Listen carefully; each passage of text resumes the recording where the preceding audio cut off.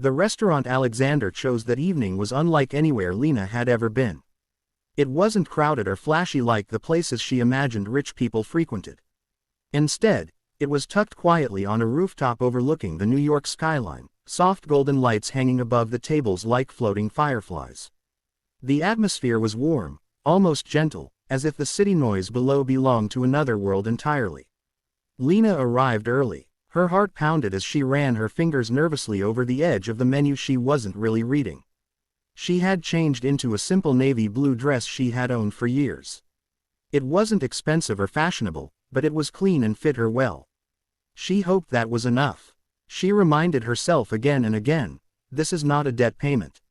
He said that, he meant it, yet something in her still felt unsure, like she was stepping into a life that did not belong to her.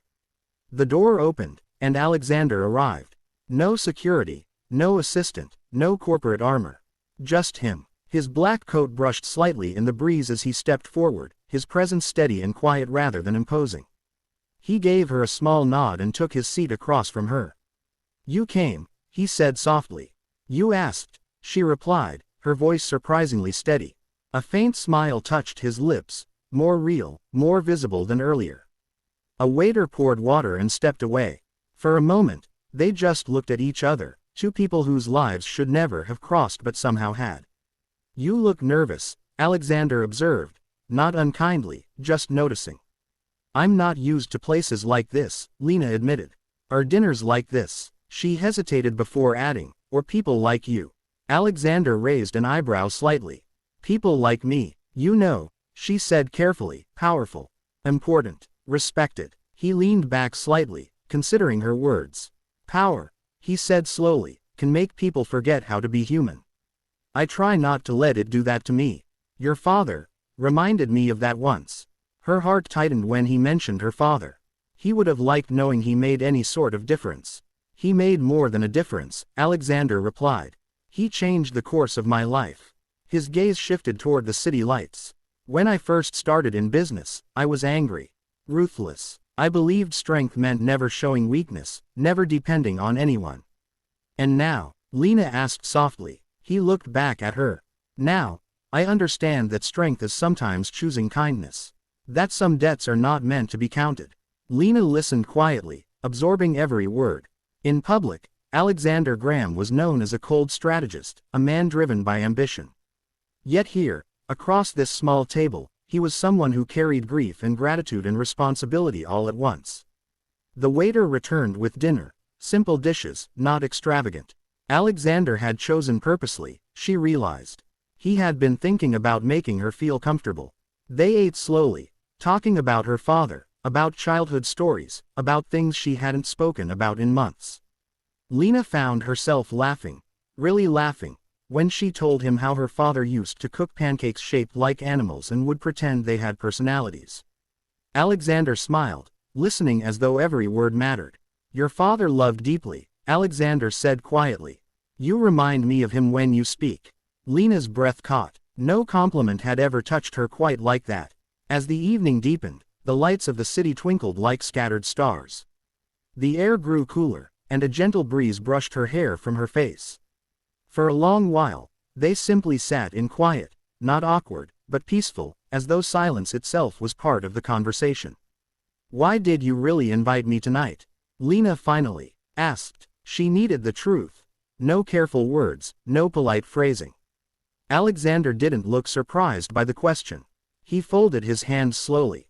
"Because I wanted to know the kind of daughter the man who saved my life raised." Lena blinked, taken aback. "And?" she asked softly. His gaze held hers, calm and unwavering. "He raised someone strong. Someone who carries responsibility even when it crushes her. Someone who walks into boardrooms with fear in her throat but still walks anyway." Lena felt her chest tighten, but not painfully. More like something inside was unfolding, releasing, loosening. "Most people," Alexander continued, "ask for favors.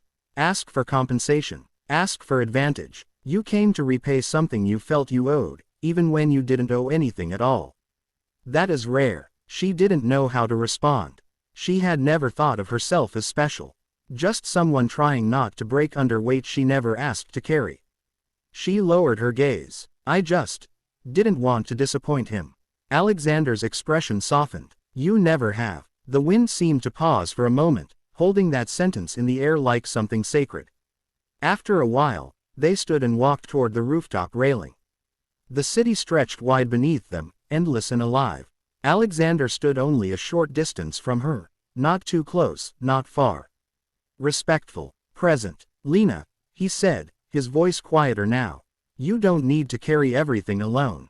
You're allowed to live for yourself, not just for the memory of someone you loved. Her eyes stung. Not with grief this time, but with relief. The kind she didn't know she had needed. She turned to him. Thank you, she whispered. Not for tonight. For understanding. His expression held something new, something warm, something human. You don't have to decide anything now, he said gently. But if you'd like, we could see each other again. As two people, not debt, not favors, just two people. Lena looked at him. The man she had feared, the man the world admired, the man her father had once saved.